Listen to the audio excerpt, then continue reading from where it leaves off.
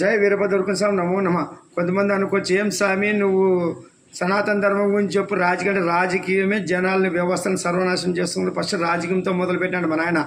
ఇప్పుడు వీరభద్ర విజయం ఇది, కూటమి విజయం కన్నా వీరభద్రుడు ఆపి ఆ విజయాన్ని ఘన విజయాన్ని మూటగట్టిందే వీరభద్రుడు. అందుకే వీరభద్రుడి చేతిలో ఉంటుందన్న రాజకీయం చేయడానికి ఏమి క్వాలిఫికేషన్ కావాలా? ధర్మం పట్టుకుంటేనే ధర్మం వెలుగుతుంది. అటువంటిది మా నాయన వీరభద్ర వీరభోగ వసంతరాలు వచ్చి ఒక్కడే భారతదేశాన్ని ఎట్లా పాలిస్తాడు చూపిస్తాడు. వ్యవస్థలు అంటే ఏమన్నా ఐఏఎస్ ఐపీఎస్ ఎంప్లాయీస్తో నడిపిస్తాడు మన ఆయన భారత రాజ్యాంగాన్ని. ఎట్లా నడిపిస్తాడో మీరే చూస్తారు. మన ఆయన భారత రాజ్యాంగం ఎట్లా తెలుస్తాడో వీరభద్ర రాజ్యాంగం అది. ఆయన దిశానిర్దేశంతో ఎట్లా పాలిస్తాడో త్వరలోనే చూస్తారు. మంచోళ్ళకి మంచి దినాలు, దుష్టులకు దుర్దినాలు.